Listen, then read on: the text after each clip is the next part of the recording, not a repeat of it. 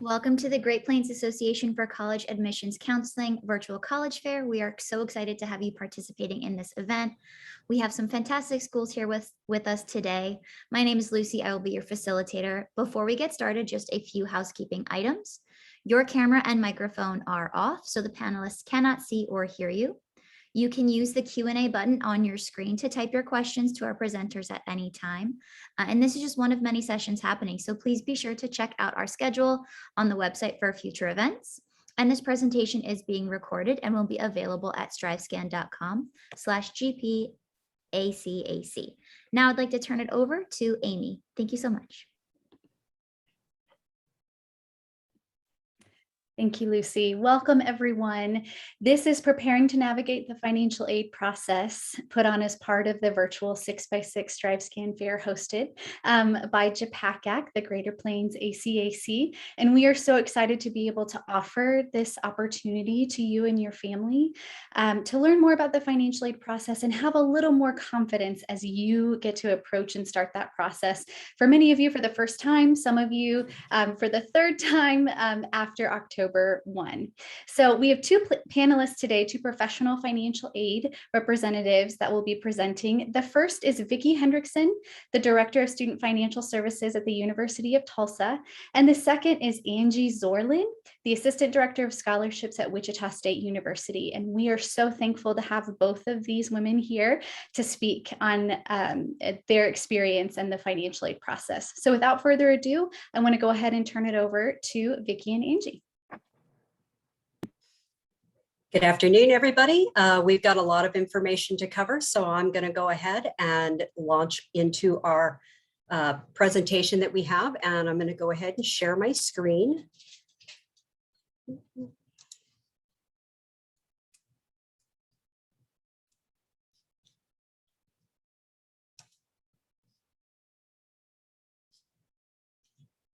Okay, hopefully everybody can see that clearly. Basically, what we're going to do today is we're going to cover a lot of financial aid information, and the whole idea is to be able to handle financial aid like a boss. So like she said, my name is Angie Zorlin, and I'm the Assistant Director for Scholarships at Wichita State University.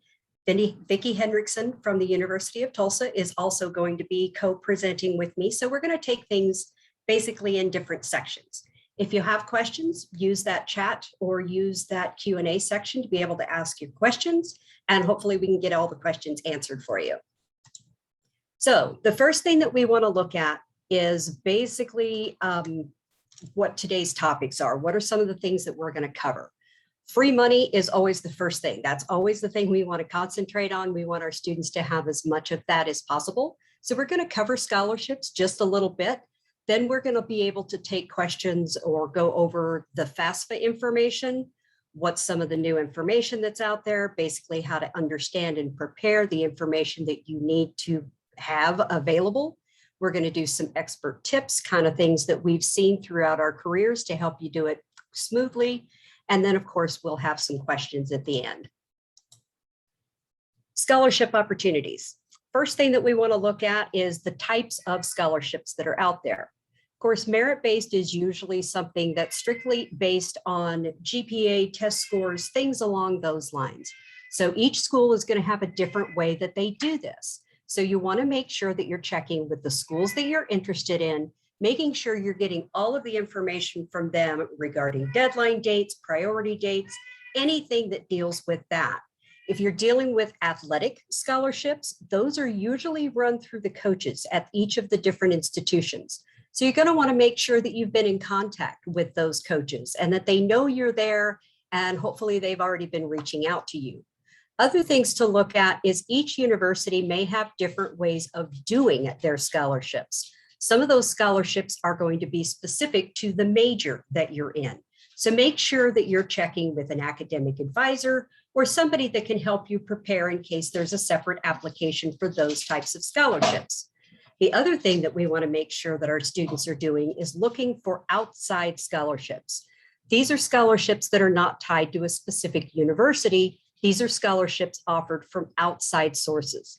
They can be regional, they can be local, they can be national. There's lots of opportunities out there. So make sure that you're checking with those things as well.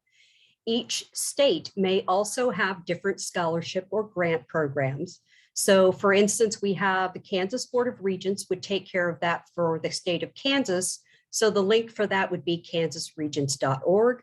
For Oklahoma, you're going to want to look at okcollegestart.org. That's where they're going to have the information for those. Make sure you're checking with community organizations, whether those be volunteer organizations, maybe it's a professional organization that's tied to the major that you're seeking. Also, parents and students both, make sure you're checking with your employers. See if there's different scholarship opportunities or tuition reimbursements, any of those types of opportunities as well. You also want to make sure you're checking different foundations. I know here in Kansas, we have some foundations that are centered around certain parts of the state. So a lot of times, if you have advisors in the high schools, they may know of some of those more local or centered activities in your area. Make sure that they're going to be helping you to find those sources.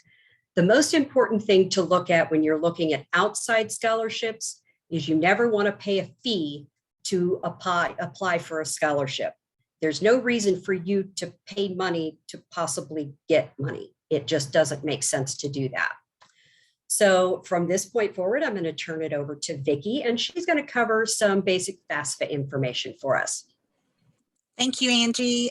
We just want to welcome you all, and we're just thankful you're here as our audience so that we can perhaps tell you a little bit more about financial aid. So let's get into the website that you will go to in order to complete the FAFSA. And it's studentaid.gov. And what the government has done, and it's a beautiful site, is they've tried to collapse everything into this studentaid.gov site. This is where you go to complete the FAFSA. This is where you go to get your electronic signature. This is where you go to complete the loan process. This one site is comprehensive for a lot of different resources. It will also give you information about aid and about the student loan rates, the interest rates. So it's a good site to have bookmarked for you to use. You'll use it, you know, from this point forward, all the way through repayment processes if you take out student loans. So it's one that you acutely need to be aware of. Okay, so what this chart is it's a good breakout as to if you are currently a freshman in high school, a sophomore in high school, a junior, or a senior.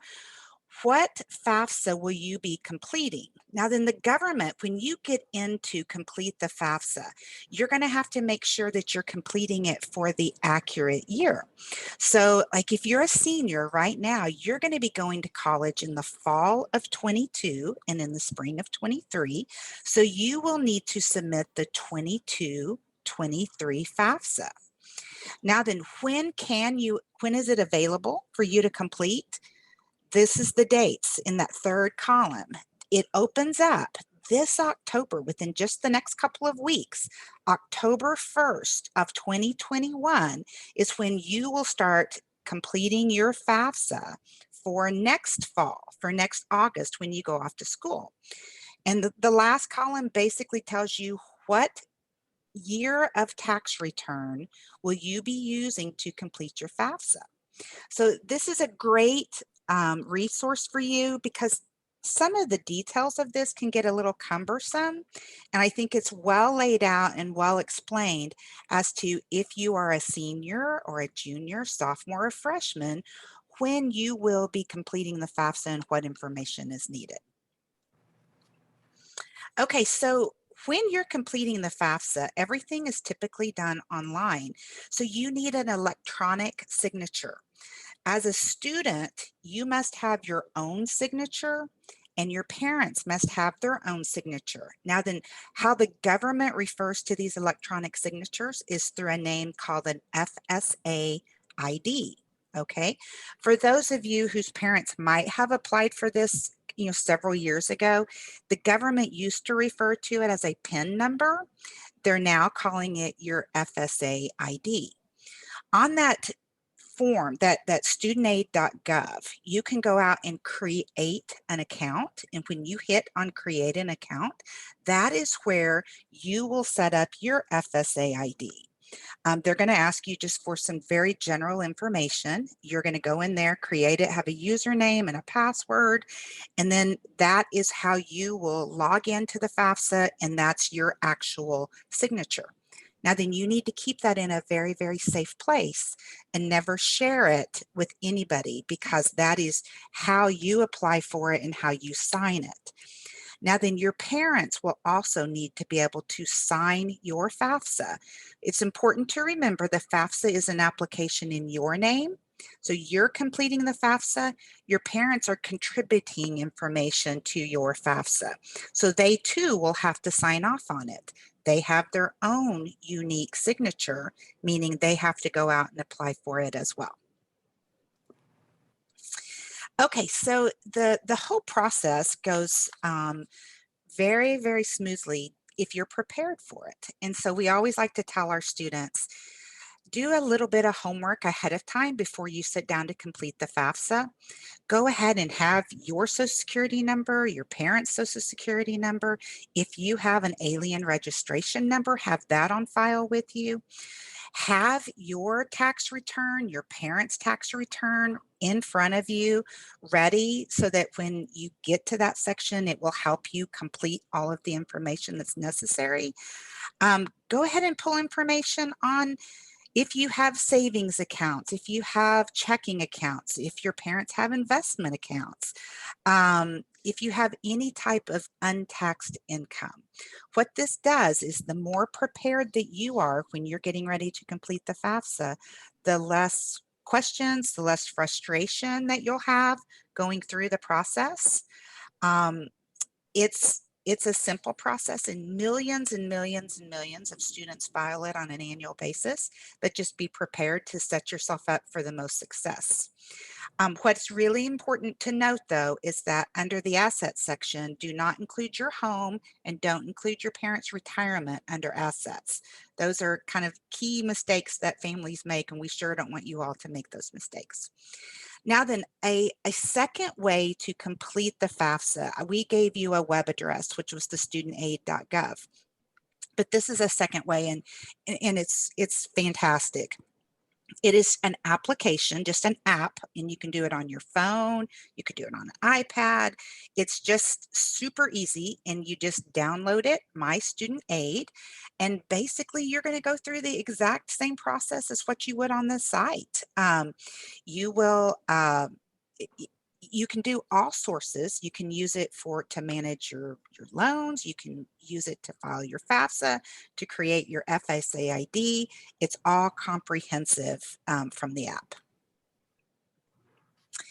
And this gives you kind of an illustration. On the app, you'll be able to go in and input your username with your password. You'll log in. It's going to ask you right off the bat, is this the student that's completing? Is this the parent that's completing the application? It's very, very user-friendly. So I would also encourage you to consider completing your FAFSA through the app. The third picture is a way that if you end up taking out student loans, it's a great way for you to be able to manage your loans and to complete master promissory notes, entrance loan counseling, everything in one place. The government has done a very, very good job of trying to meet your needs through all electronic sources. Okay, Angie, I'm going to hand it back to you. Okay, so once we've gotten into the federal aid application and once you have your FSA ID established, now we want to go through some of the steps that you're going to prepare for to actually complete the application. The information that they're going to ask for is in different sections. First part that they're going to look at is the student's information, general demographics, what's your name, address, social security number, birth date, all of those types of pieces of the puzzle. The other thing it's going to ask you is what your housing options are. And the reason that it asks that is because most institutions have different costs of attendance or budget figures based on what you're selecting as what your housing options are going to be. If you're going to be on campus, are you going to be still living at home? Or if you're a student that is a little older, are you living off campus, which means you're living on your own. You're not on campus, you're not living with your parents. Other things you're going to be able to do here is select what colleges you want to receive your information. There's a couple of different ways that you can do it. You can either search by the name of the institution, or if you happen to know that institution's federal school code, you can type that in directly.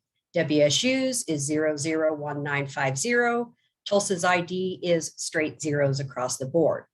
Parents are going to also need to figure out their information based on their name, what's their marital status, what state are they a resident of, and then it's also going to ask for financial information there. Household information is trying to gauge how many people are being supported by the income sources in that household. You also want to make sure that you're listing anybody else that may be in college. So let's say you're filling this out as an incoming freshman, but you have an older sibling that's also in college. You want to make sure you're including that there's two in college. Or if you have a parent that's also attending, this is where things get a little bit tricky, because you're still going to say that there's one in college, but there's a couple of extra steps that will have to be done after the fact to be able to include that parent as someone that's also in college. Then once all of that other information's been filled in, you're going to go to the end of that to where you can legally sign it with your FSA ID. Your parents will sign it with their FSA ID, and then you're going to submit it. You can save throughout if you don't quite know that you're able to fill it out all at the same time, but you don't want to submit it until all signatures are there and all of the information's been filled out. A lot of times we have questions of who is the parent when we're filling this information out. So basically the parents are biological parents, parents that you're living with. If your parents are divorced or separated, then you want to focus on the parent that you're basically spending the majority of your time with.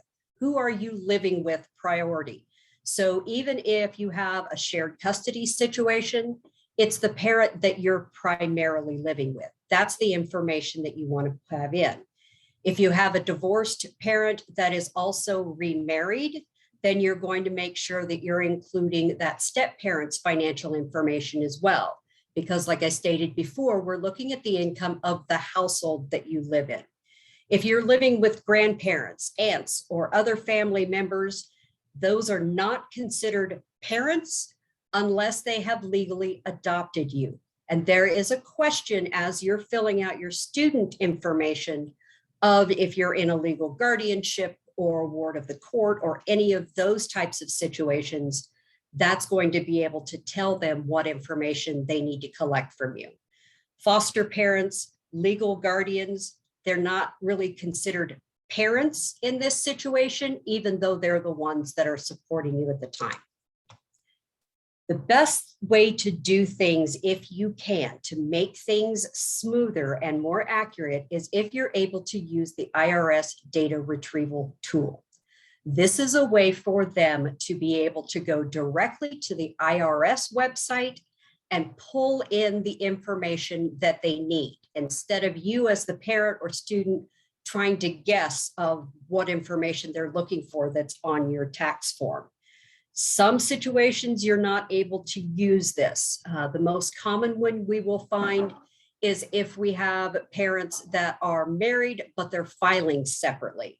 That's not going to allow us to use one data retrieval tool for that. So you're going to have to manually enter those. But if you can use that, definitely use it. If you do import this information, it's very important not to change the information that's been brought in. If you do that, if you type over it, it invalidates the data retrieval and then everything kind of gets flipped upside down and backwards. If you have amended tax returns, there's also going to be different steps that you're going to have to go through. The main calculation that we use when we're trying to establish what a student's aid eligibility is called the financial need equation. It starts with your cost of attendance or the budget. This is something that's assigned by each school that is going to look at both direct and indirect costs. It's basically tuition and fees, room and board, books and supplies, personal expenses, transportation expenses, those types of things. So it's not just what you're actually going to pay up front. This can be a number of different things that are taking into effect.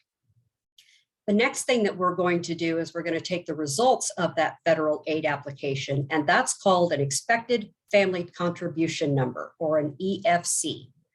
That EFC is stating that based on the information that was provided, this is the amount of money that you and your family should be able to provide towards your education for that upcoming year. The amount that's left over is a student's need.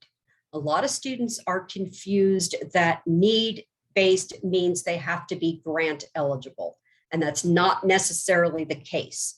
So when we're talking a need figure, we're trying to see what type of need-based aid we can match you up with before we go into aid that is non-need based, because there is both.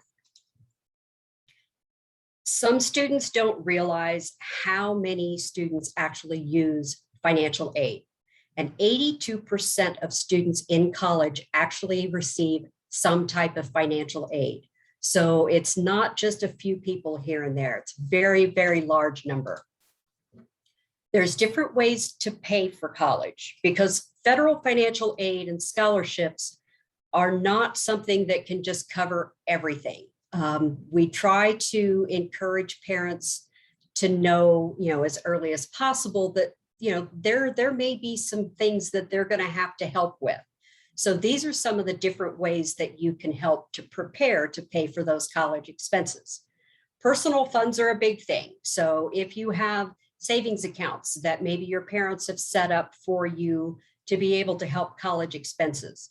If you have 529 plans, these are plans that are typically done state by state, and each state has different scenarios in their plans. So it's definitely something to check into if possible. The other thing that we look at is institutional or state aid. Institutional aid is usually going to be institutional scholarships. State aid may be state grants, state scholarships, those types of things. Then we go into federal and state and institutional. This is grants. Grants are the biggie, because those and scholarships are what we refer to as gift aid. That's free money. That is money you do not have to pay back. Other options on the federal side is that there's also a program called work study.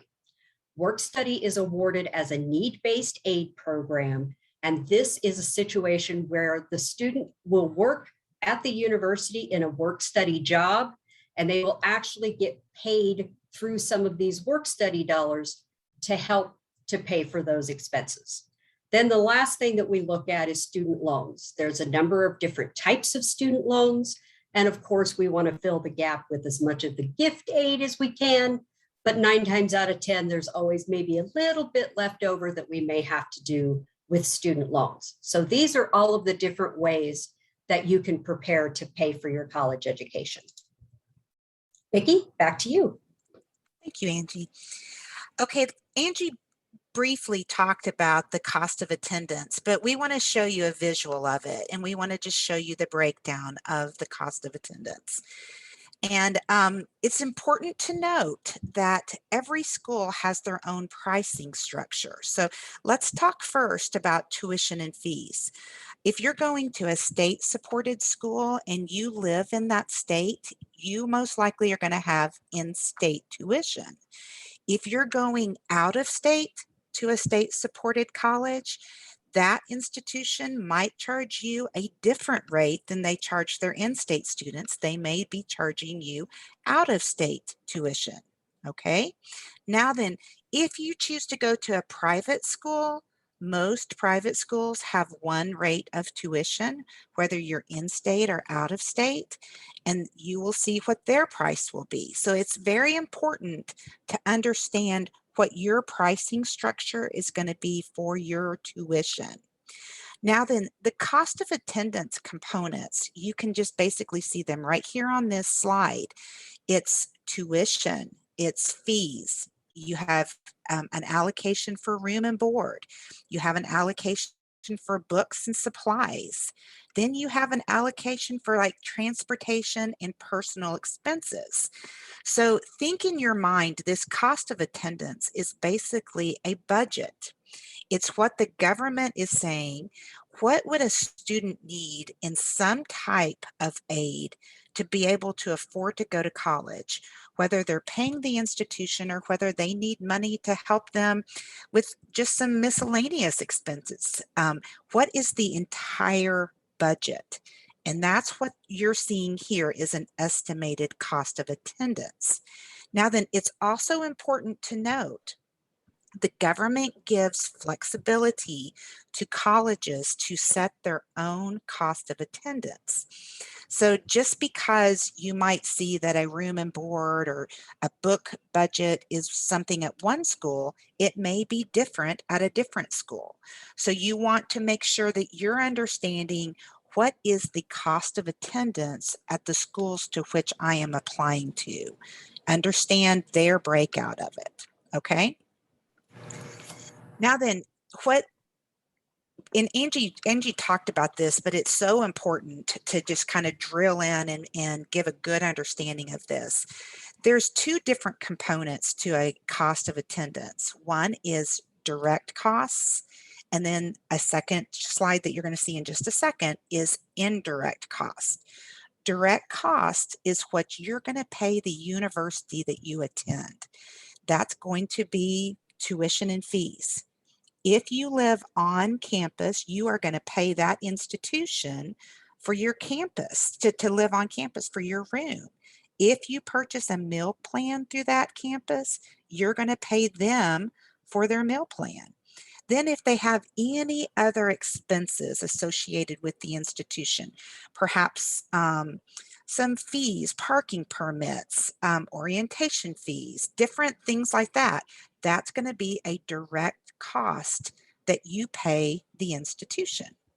So when you add up all of those components, that's not going to be your entire cost of attendance, because if you remember back on the previous slide, there were some other items that were listed that were not payable just to the institution.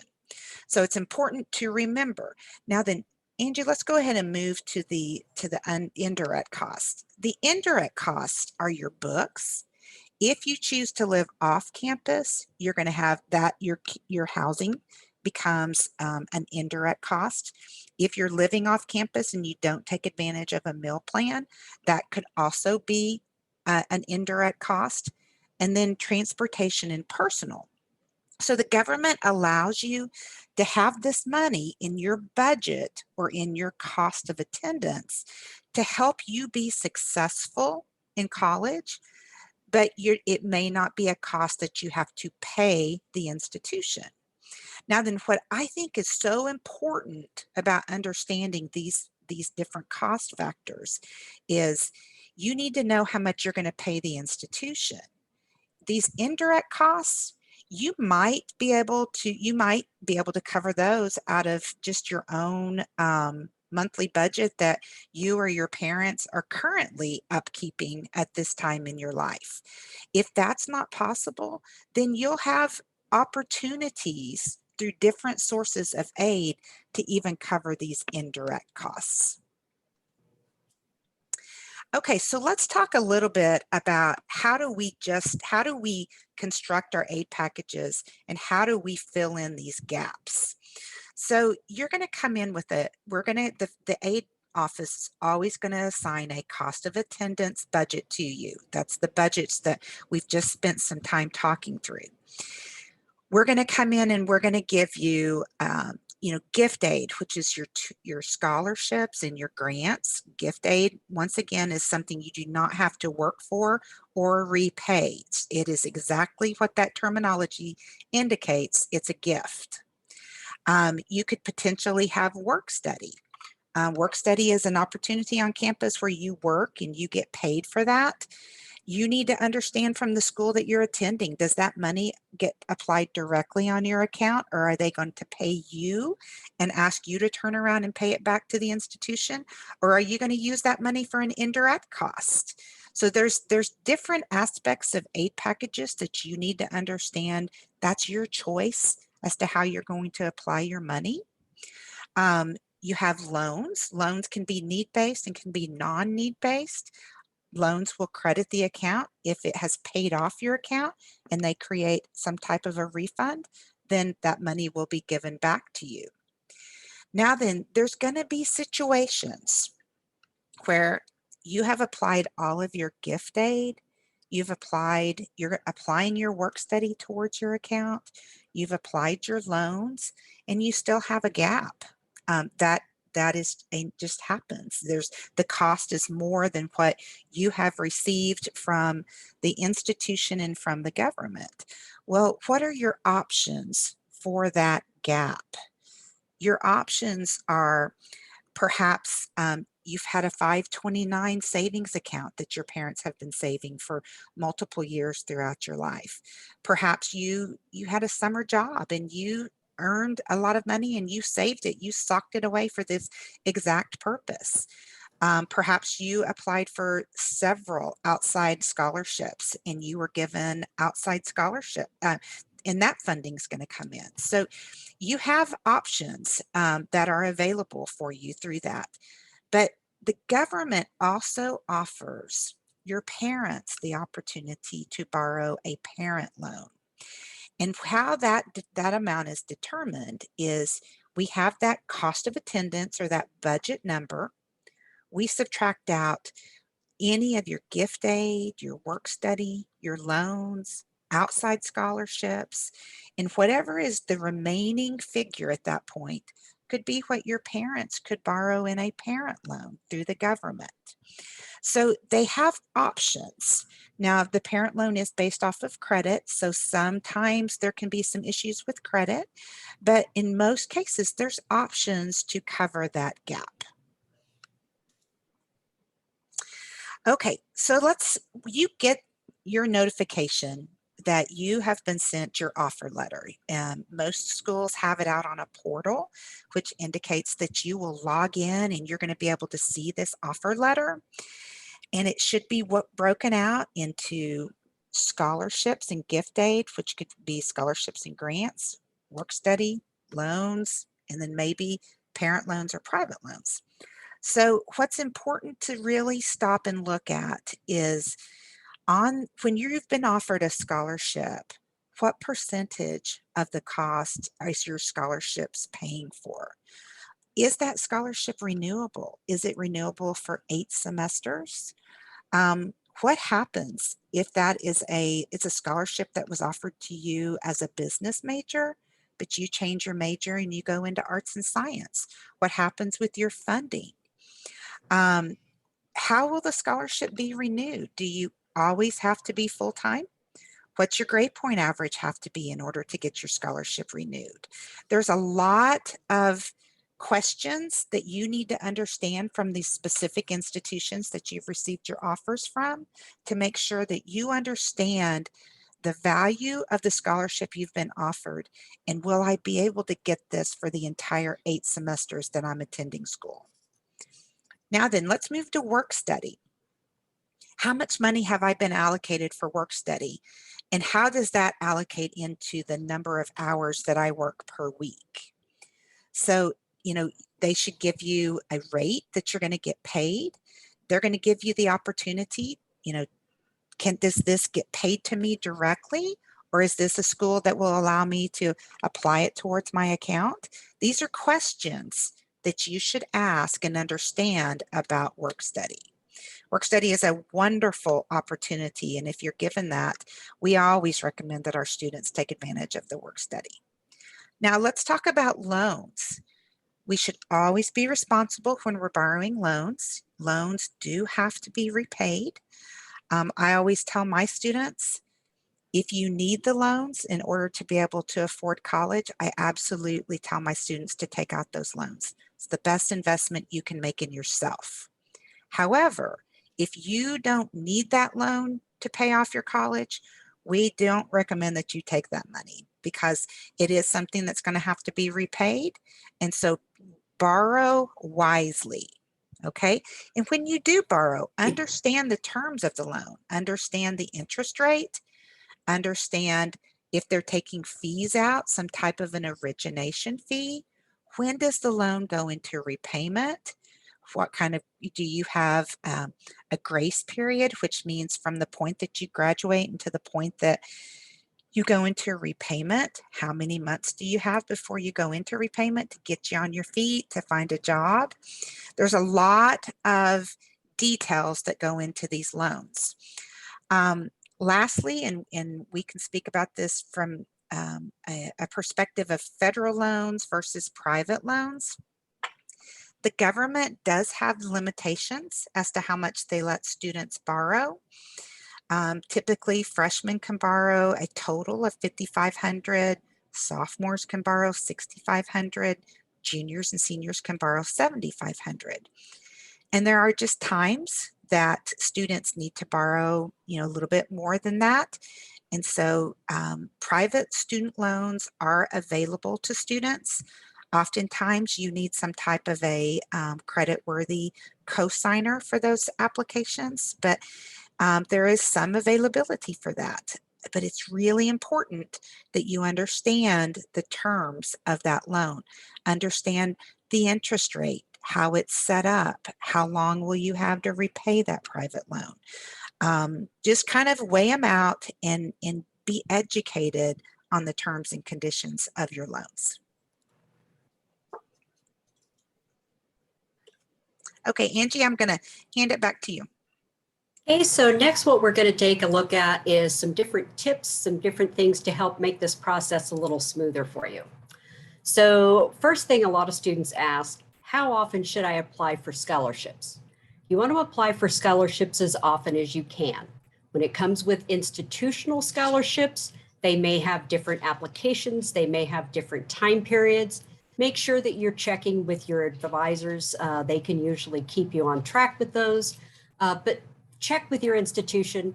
When you're talking about outside scholarships, those can have varying due dates. So that's something that you want to make sure that you're keeping track of those due dates, making sure that you're getting those applications in without missing out on some of those. For some of the students that I've worked with, usually I try to tell them to maybe use outside scholarship searches, kind of like as a part-time job. If you get things in an email, set a separate folder in that email. So as you get notifications, move it over into that folder and then spend 1 to 2 hours over a weekend, just strictly going through those to make sure that you're getting those applications in. If you work a part-time job, in this instance, maybe say you get a $500 scholarship for an application that took you 15 minutes to complete. $500 for 15 minutes worth of work, I'll take that job. So treat it with that kind of a mindset, and it might help you keep up with those. Another thing that you'll want to take a look at is, what is the application asking for? A lot of applications look for a general essay. Some of them have very specific prompts in those essays. So make sure you're reading the question that they're asking and that you're answering that specifically. If it's a general essay, what we want to do is try to figure out who you are through that essay. So tell us a little about yourself. What's your background? Is there something that you're passionate about? Is that passion what's driven you to the major that you've selected? So it's kind of like a job interview. You are wanting to put yourself above everybody else that is applying for that scholarship. So that's the mindset that you want to go into these applications with. Other things to look at, some may ask for an activities chart or a resume. What we're trying to establish with that is we want to know, are you involved in different things? What do you do outside the classroom? Do you work 25 hours a week? If you do, then we know that you don't have time to be involved in a whole lot of school activities. It helps us know what that balance is. It gives us an idea of who you are as a person, not just GPA and test scores. Other things to look at is, how do I prepare for going into the fall of your senior year? That's when everything happens. When scholarships start, it's usually a year ahead of time. So you're going to want to be prepared for that in the fall of your senior year. So you'll want to be having conversations with your family, hopefully before then, of what are my options? Where can I go to school? What can we afford? How am I going to be able to work this? I would hope that by the time of the fall of your senior year, you've maybe gotten your college options weeded down to a top 3 or a top 5. And then you can really concentrate on those schools and knowing how you're going to be able to plan to cover the costs for those schools you're interested in. Next thing that we want to take a look at is, what are the next steps? If you have an institution that has a student email, once you're admitted to that institution and that email has been established, you want to make sure that you're checking that email regularly, because that's probably how the majority of the places within the institution, including the financial aid office, are going to be communicating with you, because that's a secure email. So make sure you're checking that. If we need additional information in order to complete your file, that's where we're going to be asking for that information. Other schools may require additional information than what they already have. So if you get selected for a process that's called verification, that is a process that typically is started on the federal level. The schools are not the ones that are necessarily choosing you for this process.